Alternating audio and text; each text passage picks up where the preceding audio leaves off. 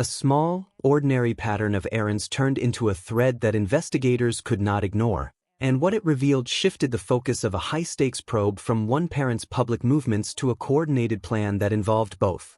If you want first-hand updates as verified facts emerge, hit subscribe and ring the bell now. For weeks, investigators watched ordinary behavior with extraordinary curiosity. Rebecca showed up at shops, pawn stores, and donation centers, not once or twice, but repeatedly. At first, those trips could be written off as the everyday logistics of caring for a young child, buying formula, dropping off unneeded clothes, or running errands. But as detectives mapped dates, times, and receipts, a pattern emerged. Her visits were consistent, frequent, and often timed in ways that suggested more than random errands. In a case where timeline and presence matter urgently, these public movements were not neutral, they became evidence. A routine trip has two values in an investigation. First, it provides a public, time-stamped activity that can be independently verified, a receipt, surveillance footage, or a clerk's recollection. Second, repeated actions create patterns investigators can analyze for intent. Rebecca's sequence of appearances established a predictable rhythm: mornings in the mall, midday at donation bins, afternoon at a small pawn shop. That predictability allowed detectives to forecast where she might be on certain days and to cross-check those locations with phone pings, home surveillance, and statements from friends or family. In short, her visible activity turned into fixed points on a timeline, points that either corroborated or contradicted other accounts. The significance of deliberate planning was not just that Rebecca was out in public. It was the regularity, the selection of specific venues, and the timing. Investigators began asking whether those stops were chosen for convenience, for cover, or for operational reasons. Did she visit donation centers because they offered easy and anonymous drop-offs? Did pawn shops offer a paper trail she could use later, receipts that showed activity when investigators thought she should have been elsewhere? Each possibility carried implications about intent. A person running a quick errand is not suspicious. A person following a predictable, repeated pattern when a child's status is in question is. In this case, that difference changed how police viewed Rebecca's role, less as a frantic parent and more as a public actor whose movements could be analyzed, verified, and, potentially, explained. Analysts and investigators began to see another layer, that Jake may have been orchestrating behind the scenes. Rebecca's visible errands fit a model where one person performs necessary public tasks while another handles the actions that must remain unseen. Such a division of labor is not uncommon in criminal cases. One partner buys groceries or visits a dry cleaner to appear normal, while the other coordinates the private activity the pair wants to hide. That dynamic shifts how culpability is assessed. The person in public may appear to be the primary actor, but the person offstage could be the strategist, the one crafting timing, assessing risk, and directing disposal or concealment. Evidence that hinted at this behind-the-scenes influence was subtle but telling. Rebecca's errands often had a logic that suggested preparation. Items left at donation bins in specific sizes, pawnshop transactions for small denominations that created receipts but no attention, and timing that dovetailed with times when Jake's presence near certain businesses was later confirmed by surveillance. Analysts asked whether these were random acts or elements of a coordinated approach: preparation, movement, concealment. For investigators, that possibility required a broadened inquiry. Rather than focusing on a single narrative, the frantic mother, the absent father, the probe had to examine the couple as a unit, looking for signs of planned, shared operations. Public focus, however, initially settled on Rebecca. The optics of a mother running errands while her child was reported missing created an image that many found hard to ignore. A woman carrying out normal tasks can look unusually composed or oddly careless when juxtaposed with a missing infant case. Social media amplified that perception quickly. Images or clips of Rebecca moving through stores traveled fast and provoked instant judgments. That column of public opinion shaped early narratives. She became the visible center of suspicion. But investigators know better than to equate visibility with culpability.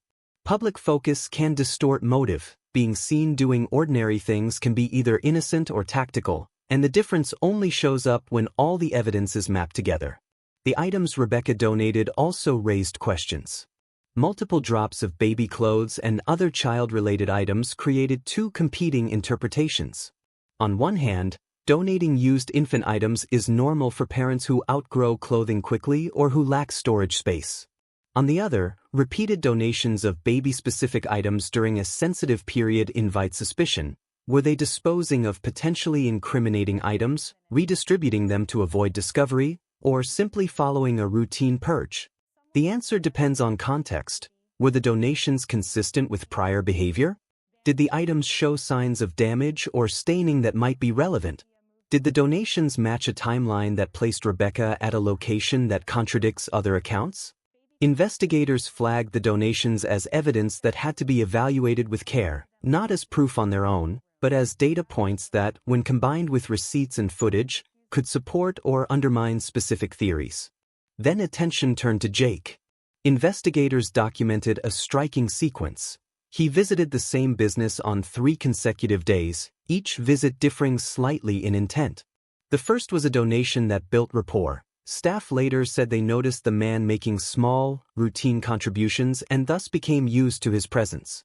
The second visit involved more removal activities, perhaps disposing of items in a way that blended with normal business traffic.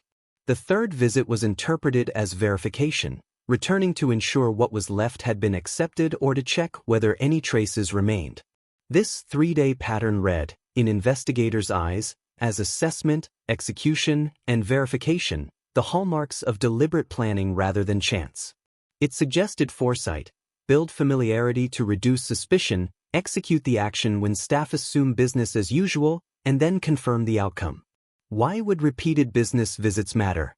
Because they create an environment of normalcy the public and even staff come to accept. An initial donation is unremarkable. A second one feels like charity. By the third, employees no longer scrutinize closely.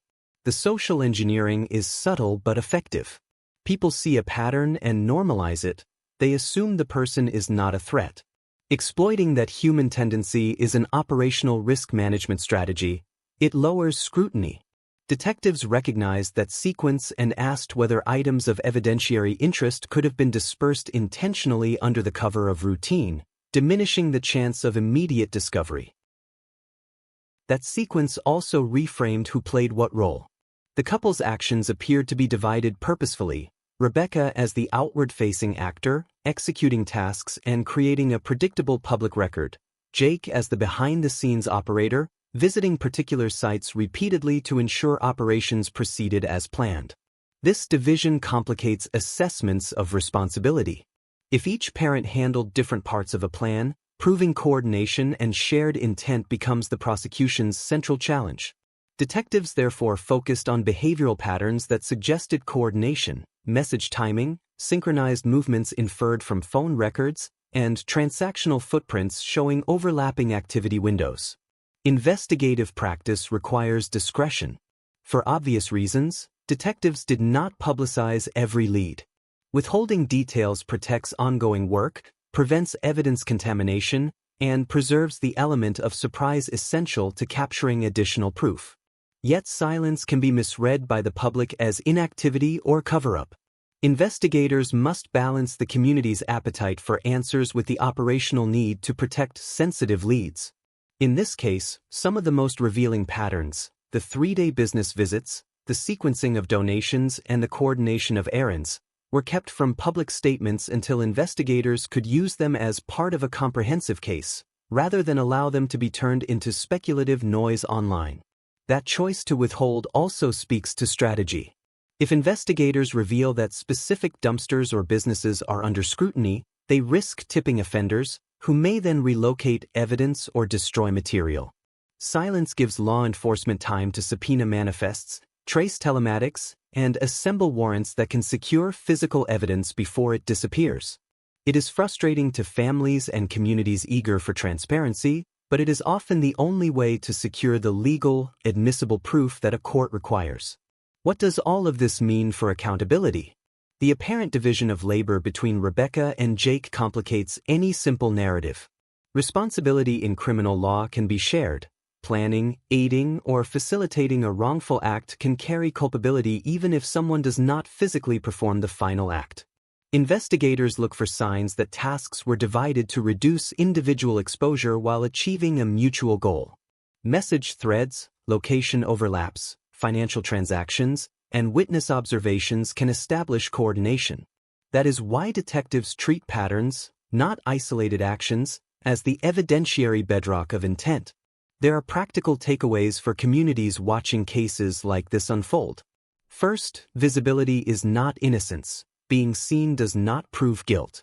But visibility creates verifiable records that investigators can use. Second, ordinary behaviors can mask planned operations. If you notice repeated, strangely timed donations or someone building a pattern of comfortable visits to a business, report it to authorities privately. Avoid spreading unverified theories on social media. Third, law enforcement often works quietly because disclosure can harm an investigation. Public patience, combined with vigilance in reporting credible evidence, is one of the best supports a community can offer. Finally, the broader lesson is about how modern investigations piece together intent. Police do not rely on a single act or moment. Instead, they assemble a mosaic. Who did what, when, and in what sequence? They test hypotheses against phone data, surveillance footage, receipts, witness testimony, and behavioral patterns. In the Haro matter, Rebecca's errands and Jake's business visits became connected tiles on that mosaic. Alone, each tile was explainable. Together, they suggested coordination and deliberate task allocation. Strong wrap-up. The story of repeated errands and multi-day visits is not about who looked worse on camera. It is about methods, how ordinary actions can serve extraordinary purposes, and how investigators must be patient, meticulous, and strategic to determine whether behavior reflects innocent routine or a coordinated plan. The apparent division of labor between Rebecca and Jake complicates lines of accountability and makes the investigative task more difficult. It also gives detectives patterns to test, corroborate, and, when warranted, present in court. For the public, the call is to stay engaged but measured, report credible observations, preserve potential evidence, and trust that sometimes silence from authorities is the work of building a case that must hold up under the rules of law. Justice depends not on the loudest speculation, but on verified patterns, patient investigation, and the careful assembly of proof, one time-stamped receipt, one surveillance frame, and one corroborated witness at a time.